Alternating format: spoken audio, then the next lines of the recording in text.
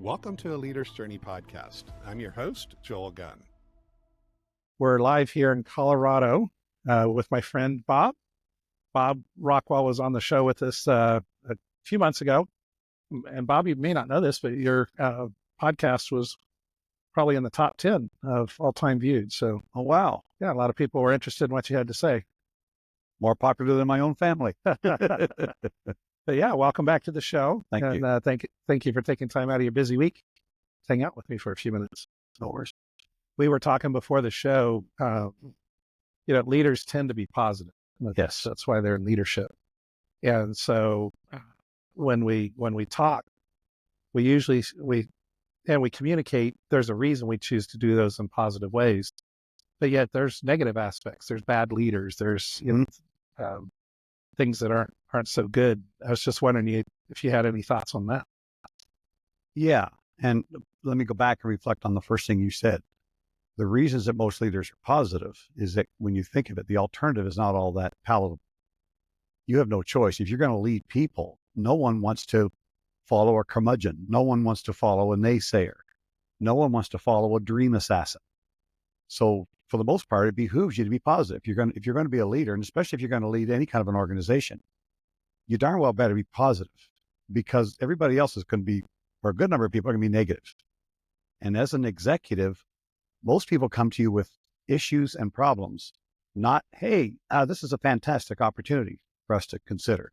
So you better be positive, because in many cases, you may be the only person in the room who is. So I wanted to kind of get a little bit of that out of the way. Having said that, then two things. First off, there are absolutely some bad leaders.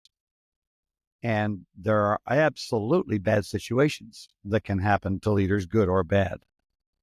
So if I look at the first one, to me, bad leaders, they usually kind of come in three varieties, and heaven help us if they cover all three varieties. But first off, when a leader really is not that competent as a leader, in other words, it's all about them. No one really wants to follow them. And it's interesting, you probably heard the term jerk CEOs. Mm-hmm. There are jerk CEOs. Often they are very, very smart, and it's all about them. Excuse me. I'm just getting over a cold. No worries. And so they're often, as I said, smart. In many cases, they're wealthy, but they are very self-focused, and they'll consider their employees, if they're very honest, they're merely a means to an end. They are their chattel. They are human doings more than they are human beings. So those people really are not that competent as leaders. They're probably taskmasters. They may be even great financial managers, but they're not leaders. So that's kind of the first flavor of them. The second flavor of bad leaders, in some cases, this would also, in many cases, it may be actually one of the attributes of a jerk CEO. And it's the people that have questionable values. In other words, I can't really trust them. They're not a person that I would want to emulate.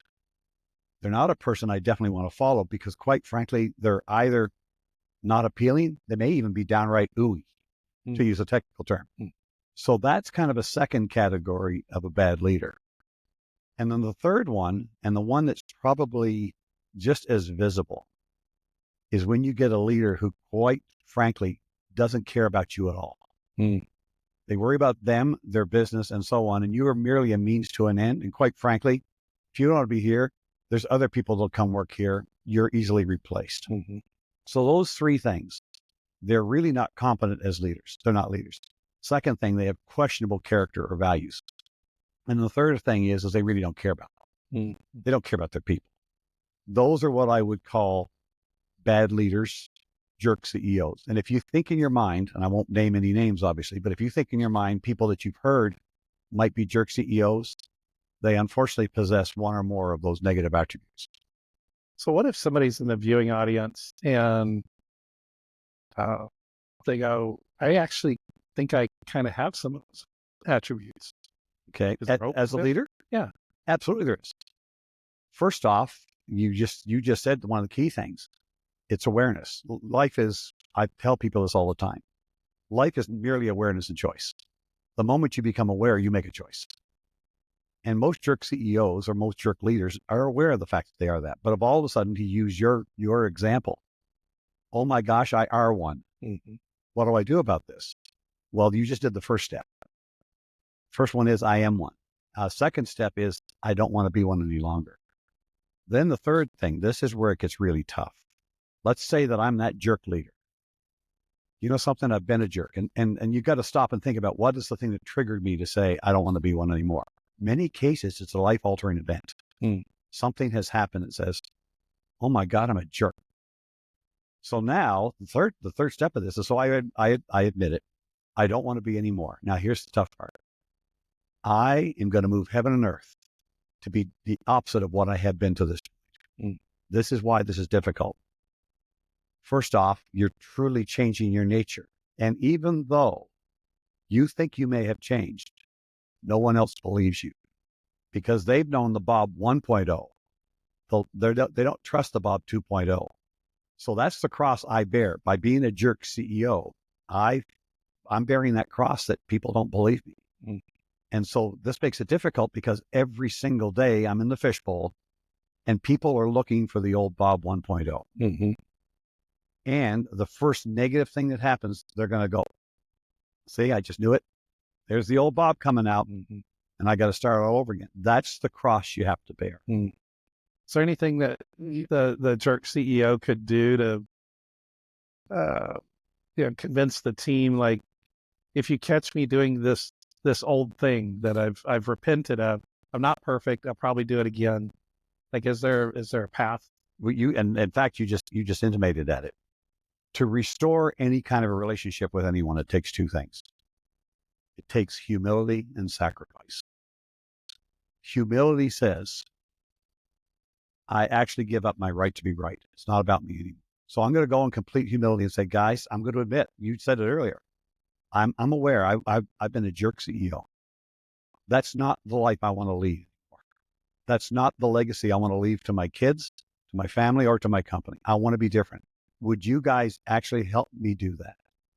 I'm telling you, this is the way I've been. That's humility. And by the way, I'm giving up my right to be right. So yeah, I may think I'm smart. I give all that up. I want to be a better human being and a better leader.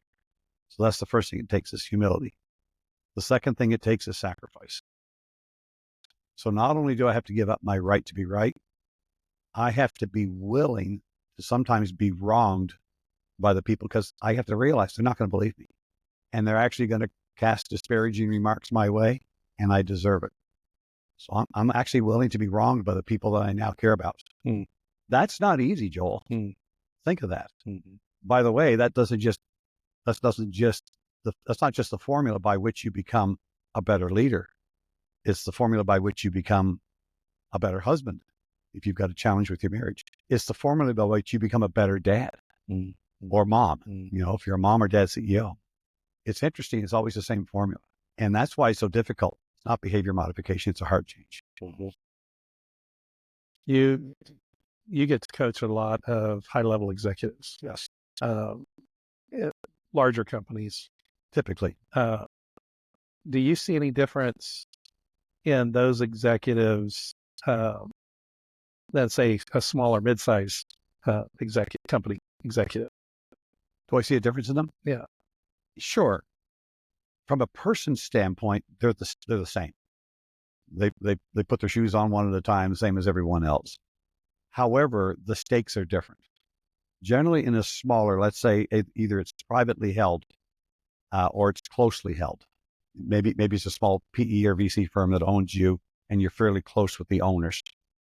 In that case, the stakes aren't quite as high. Not to say that this is minimizing at all the responsibilities that they have, but the stakes aren't quite the same. It's your family business. Yes, I could potentially have a different PE or VC firm that's underwriting me. The stakes are higher with a trade, especially with a traded company. When you step into the role of a senior executive or an officer of a traded company, you give up your right to mercy, you give up your right to get angry, and you give up your right to be the sole leader. So it's not this thinly veiled. So I report to a board. So I've led 4 different companies. So I go and I report to a board. It's not that thinly veiled.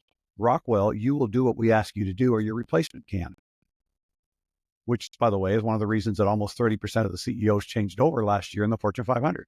I don't know if you knew that, but it's because, well, if you can't do it, your replacement will. So the stakes are very high. And when I'm in a traded company, one of the first things I look at is my D&O insurance policy, my directors and officers insurance policy. That's what protects me. However, it doesn't cure me from or protect me from being an idiot. So I can still do some pretty tough things. The stakes are high. I guess there's so many other things to it. Generally, also because of Sarbanes-Oxley and so on, you sign a veracity report that says, I attest to the veracity of all the numbers of this company, or I put myself at risk, and my D&O insurance policy doesn't fully cover me.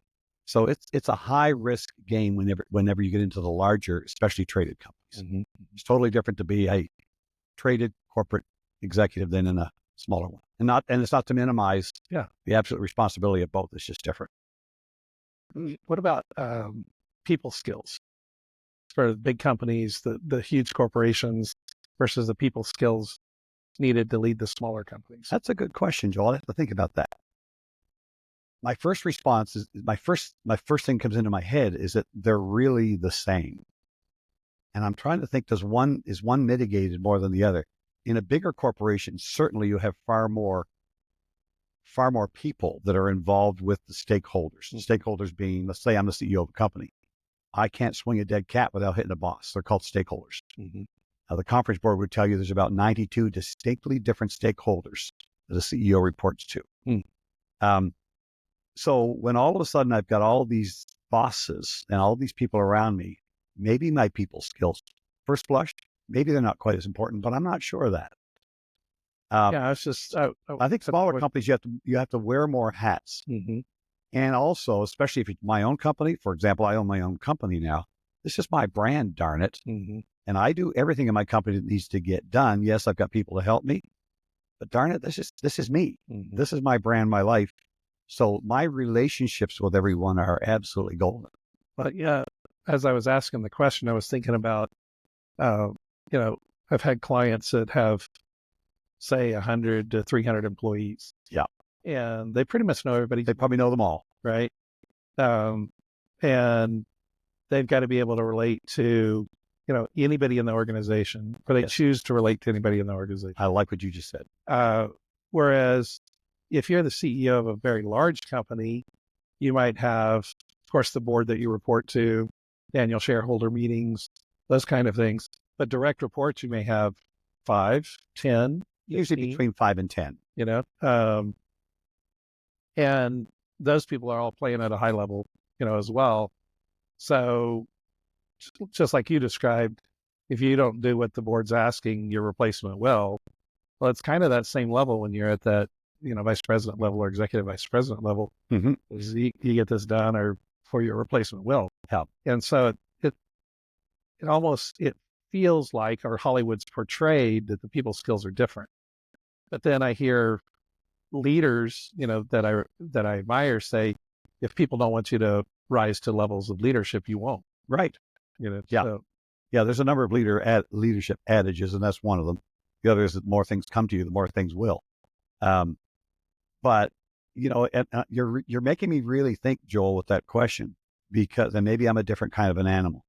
I don't know that my people skills were in any way mitigated or attenuated when I was working for a Fortune 500 company, because I've also run PE-led and PE-owned and VC-owned companies. And now I own a privately held, my company. And I can't say, and you're really making me think, I can't say that my people skills were different, but maybe that's me. I'm a firm believer that the CEO, for example, of any organization is determined more by the person than by the role. That's why there's such a huge variety of CEOs. The job description doesn't define the role, the person does. And when I led a company, I didn't care what size it was. When I looked at my team every single time, this is my baby. These are my people. They're the best on the planet. And I can't say that my relationship skills were in any way attenuated when I worked for a very large corporation than when I worked for smaller ones. Because darn it, these are my people. And the relationship I have with them is precious. And it's close. Yeah. And I'm suspecting if you're a jerk CEO of a 100-person company, Yeah. you're going to be a jerk CEO of a 1,000-person company. Actually, this is an interesting thing. If you're the jerk CEO of a 100-person company, you're probably not going to get much bigger. You're probably going to get small. Right. Jerk CEOs generally can become more tolerated in the larger corporations because often the jerk CEOs are, in many cases, are the smartest and or richest person in the room. Mm-hmm. I'm not saying that all smart, rich CEOs are jerks, Right. but the ones that are, they generally, quite frankly, people will give anything to work at my organization. And so I don't really care. Mm. I can get brains on sticks that come work for me that are really, really good. I don't really care. Do you think our economy the last few years is going to have an impact on people that think that way? Because all the smaller businesses I know say they can't find enough talent. I suspect the same's true in the larger corporations. It is that you brought up something that's actually, it's not as simple as you would think. You keep hearing this war on talent. The war on talent happens for a number of reasons. One is it's very difficult to truly identify what I would call top talent. Very difficult amongst the ocean of people that are looking for a job. So that's the first challenge. The one after that is that when you do identify top talent, have you earned the right for them to work for you? Mm. One of my adages is grade A talent will not work for grade B leadership. So you darn well, one of the reasons that I think it absolutely behooves us all to become incredible leaders is that if we expect to attract top talent, we better be top leadership talent. Mm. Because top talent will not work for grade B leaders. They just won't. You can buy them temporarily, Mm-hmm. but they'll work for you for a while. And then they'll realize, I deserve better people around me. Mm-hmm. And you don't want to have a whole lot of people that could be better at your job than you are. So you always are raising the bar to make yourself the best you can be at your job. And yet you look at your people as they are some of the most capable people on the planet. Mm-hmm. So you're asking some interesting questions. What about ownership mentality versus leader mentality? Tell me what you mean. Do you ever see a difference in a company run by the owner? Even let's say that, dad started it. They doesn't matter how it got started, but they've been in the business 30 or 40 years.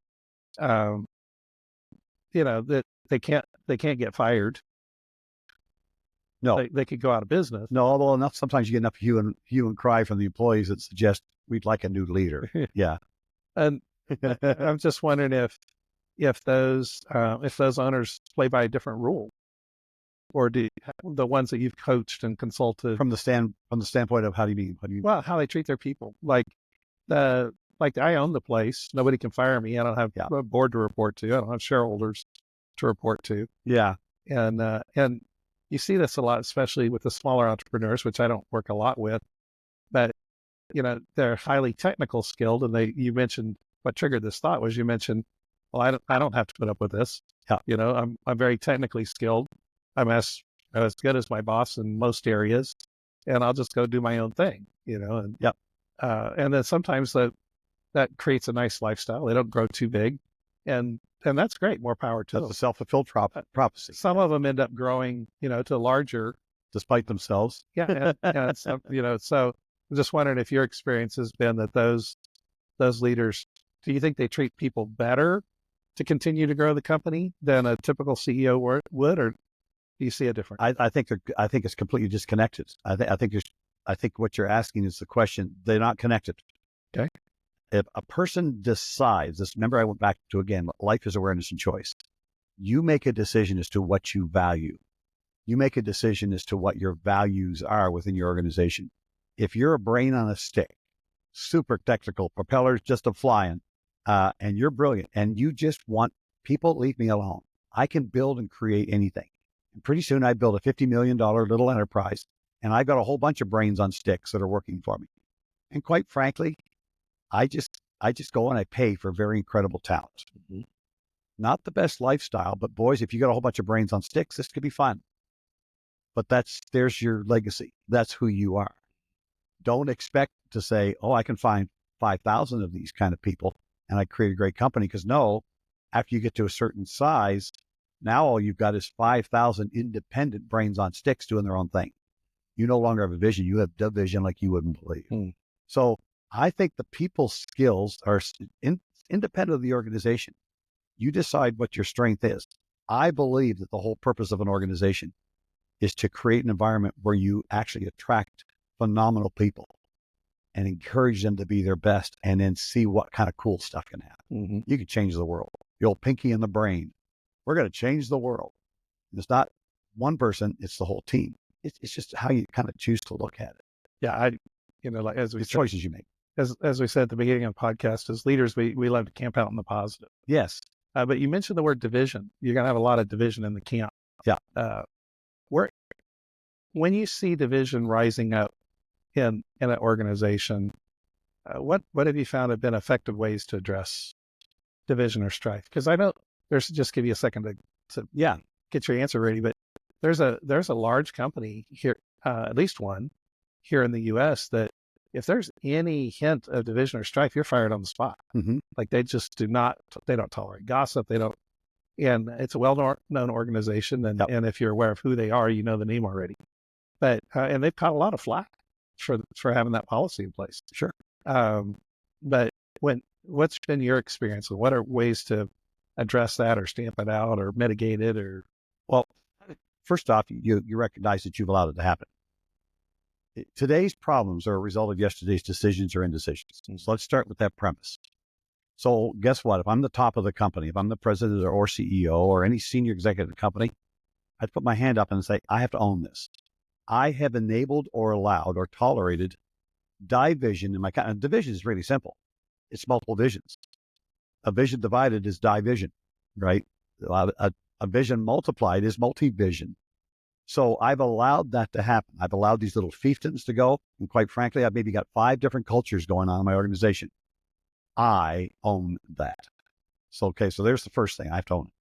Second thing is I recognize, oh my gosh, this could become detrimental to my organization, potentially even parasitic as people go off and do their own thing. So now what am I going to do about this? First off, I'm going to own the fact that I've allowed this to happen and I apologize to my people. Second thing, and you kind of intimated at this earlier, I am going to establish this is the vision of this company.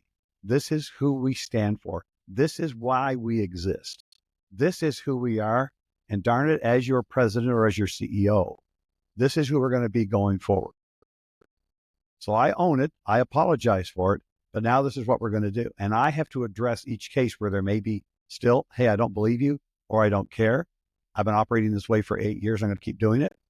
I also have the responsibility to address that. What are some of the outcomes you've seen? Obviously, HR policies, the all hands meeting. Hey, I own this. We're going to change this.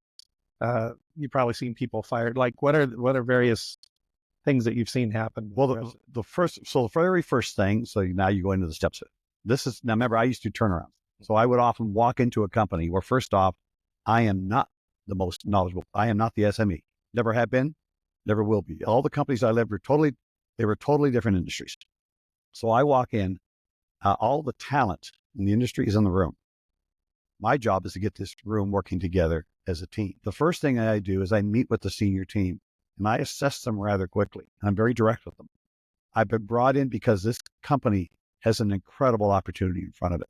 Otherwise I wouldn't be here and you guys wouldn't stay here. And we're going to take this company into the potential that it has. So the first thing I need to do is meet with each one of you and try to get your perspective as to why we're where we are. And in those individual meetings, they only last about 30 minutes. I can assess each individual on my potential on my team. And I make the decisions rather quickly. Sometimes I have to make a statement to them.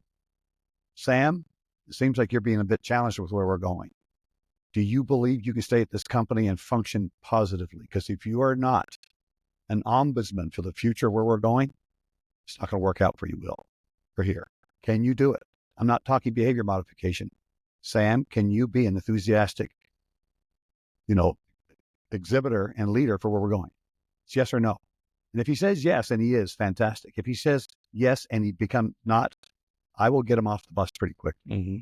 So I have no trouble I don't have a codependent bone in my body. I care about the business. I care about these people, but they got to be people that I can turn my back and say, these are the people that are going to take this company in the future.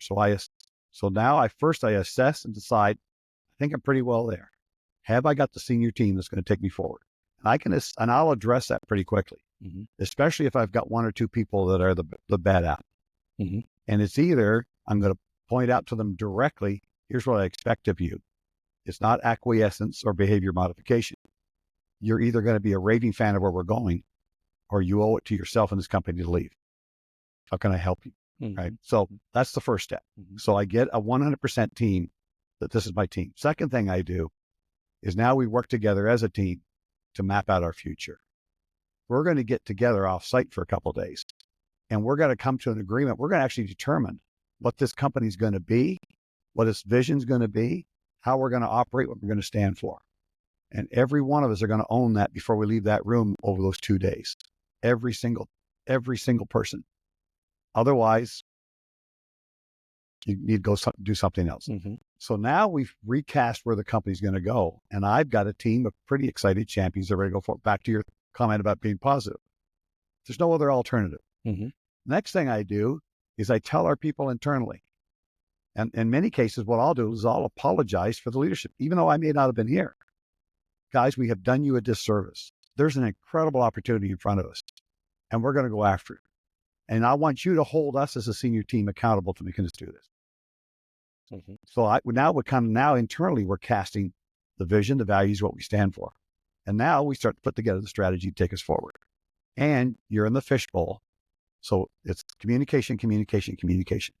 I overly communicate with our people. I look to celebrate every tiny little win and move forward to reinforce. I look within the company for hero stories and put them up. I look at some of the best talent in the company. I don't care where they are. When they're good, promote them.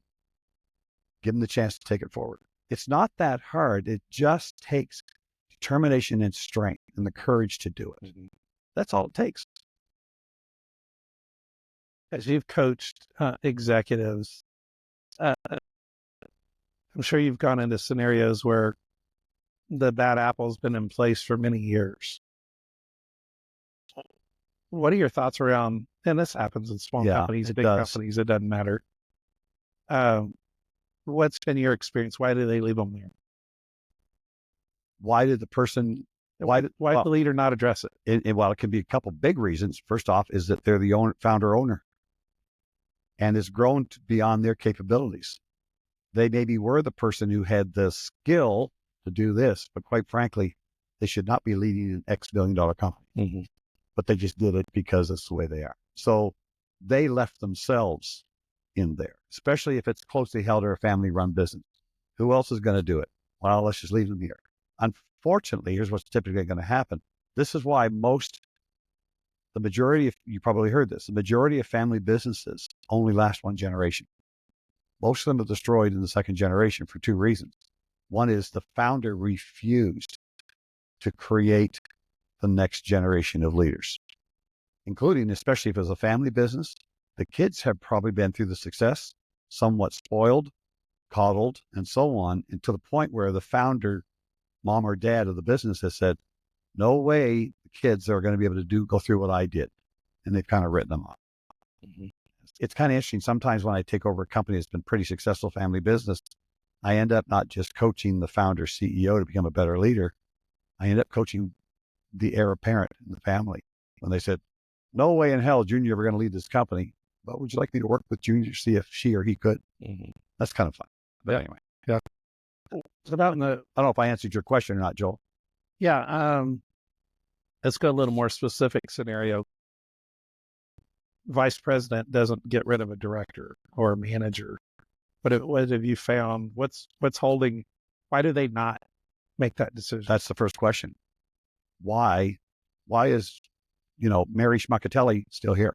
I want to know why. What do you usually hear? One of them is, well, Mary's been around here for about 28 years, and I don't know if we can afford to lose her because she's really tough to get along with and nobody wants to work with her. However, she really, really knows this business. Yeah, she's got all the tribal knowledge. And then I say, okay, so what you're telling me is that we've got a choice here. We've got three choices. There's only three choices. One is we continue the way it is and everybody around Mary is miserable. And by the way, only some people can work with Mary. Most refuse to. So you've already put her off in the corner, kind of doing her thing and placating her. The second thing that can happen is we can let Mary go and recognize there's going to be, at least for a short period of time, a detriment to the business, unless we can identify how we're going to shore that up in the event, or when in the likelihood that we're going to let Mary go. That's the preparation. The third choice is to sit down with Mary, try to figure out what's going on. Is Mary happy with where she is and who she is? Because she's not an idiot. She knows exactly how she's viewed by both the leaders of the company and the people with whom she works.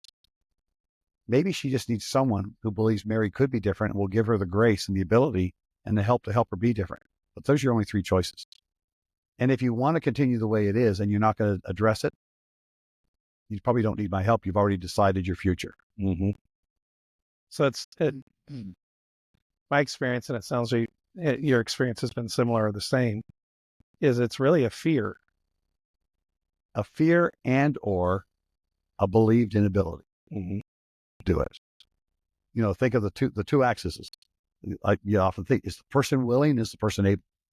Mm-hmm. Right? They're either willing or they're not. If they're willing and they're able, what's going on? No, I'm referring to the leader. The leader's fearful to make the decision. If it's simply fearful to make the decision because of those reasons I said, as you said, they're the tribal, they got the tribal knowledge. They own the customers. I'm afraid of what will happen on the downside. Their challenges as a leader, they got the fear. Mm-hmm. Why are they even asking? They're either going to decide to tolerate this the way it is, or do you really want to change it? You're just afraid to get somebody else to do it. Sometimes I'm brought in as the person to do the challenging things. The word fear. Do you hear leaders use that word much? I do when I'm coaching them. Yeah. As a coach, they'll open up to me, especially when they realize that, first off, our conversations are going to be confidential. And secondly, I'm their greatest champion they'll ever find. They'll absolutely voice it when they have a fear. But the fear often is, I don't want to take the risk, or I'm quite frankly, I've never done this before. I don't know that I can. I don't know how to go about it. Or I'm afraid of the repercussions when I do it. Mm-hmm. I can help them. That last one seems to be the biggest one. It is one of the biggest ones because they don't know how to deal with the repercussions. And it's not that hard. It's not that hard. I say, okay, so what would be the repercussions? Okay, good. What else? What else? What else? Okay, so there's 7 potential negative repercussions here. Okay, what could we do? Let's take each one of them one by one. What could we do to mitigate or eliminate that repercussion? Sky's the limit. What could we do? Da-da-da-da. Okay, this next one, what could we do? You're starting to put together the idea of a plan of what you could do. Mm-hmm. And sometimes, since I get to come in as an unbiased person, I can bring in maybe a different perspective and say, well, you can also do this and this and this. Mm-hmm. So now which ones are we willing to do to give us a different future? So it's really just the path forward, because the reason they probably called me in is they said, we finally got to do something.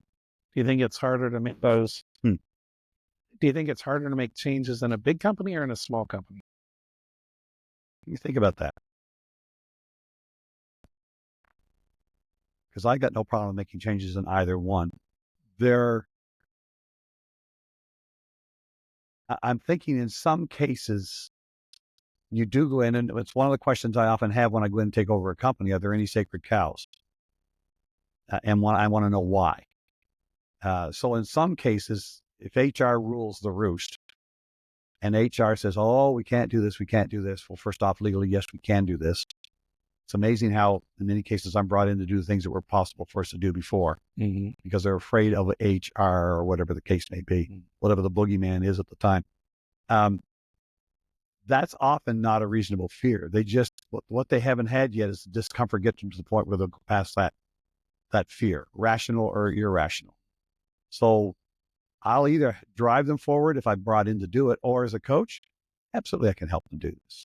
You just needed somebody behind you who showed you how and encouraged you to do it. And then helped you later when there's going to be some repercussions and there's going to be some challenges and there's going to be some things that go bump in the night we didn't anticipate. I'll help you with those. So yeah, I get that all the time. I mean, I only really get 2 types of coachees. They're either really, really good leaders who want to be the best on the planet. I want to be my personal professional best. Or I've got some challenges. My boss has said I got some challenges. I need somebody to help me work through them. Those are the only 2 I ever get. And both are different. Both of them are the box of chocolates. And kind of fun. We hear all the time, attitude matters. Does it matter more in leaders than everybody else, or is it Absolutely? I said that really quick. Absolutely, because think of it.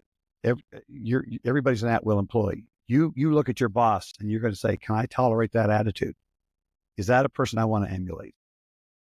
I think it's very dangerous. As I said, when you raise to the level of a leader, you lose your right to mercy and you lose your right to wrath. You don't really have the freedom to lose your temper anymore because you're in the fishbowl and bad things can happen when you do. The second thing is, don't expect people to grant you a lot of mercy. You've taken a leadership role. It requires courage.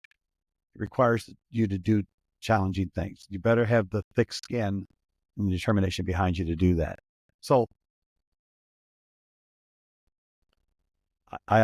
you always make me pause when you ask me the question, is it easier to do something in a big company than in a small one? I think the circumstances are always, I got to look at the circumstances. Companies are companies. Larger companies often have this is just the way we do things. That's not a company I want to lead. In fact, we're going to change that. That's no fun. Hire a monkey if that's what you're looking for. You don't need me. Yeah, the system doesn't let us. The system doesn't let us. That's a load of crap. That is a total lack of courage and creativity. No, that phrase is gone from now on. So, I'm a change person. I believe, I have three fundamental things that I hold as anchor points. One is I absolutely know who I am. I know my strengths and my weaknesses. I know what I can do and what I can't do. Second thing, I have an incredible belief in the power of others. I believe others are actually better than they think they are. And the third, I believe that a unified, motivated team can change the world. I hold those three things dear. They are unflappable and unshakable. That's a formidable force. If I can convince a team of people of those same three things, we write our tip. A lot of fun. It's a whole lot of fun. Well, Bob, appreciate your time today. Any final thoughts? No, I've enjoyed this. This is kind of fun. We don't, as a coach, you're usually dealing with specific things. I don't usually get the opportunity for people to ask me sometimes tough questions and be able to just wax on. So I appreciate the opportunity. Thank you, Joel. Thanks. It's been fun. Yeah, love you, brother. You too. Take care. Thanks for joining us for this episode of A Leader's Journey podcast. If you enjoyed it, give us a thumbs up and remember to subscribe to our channel.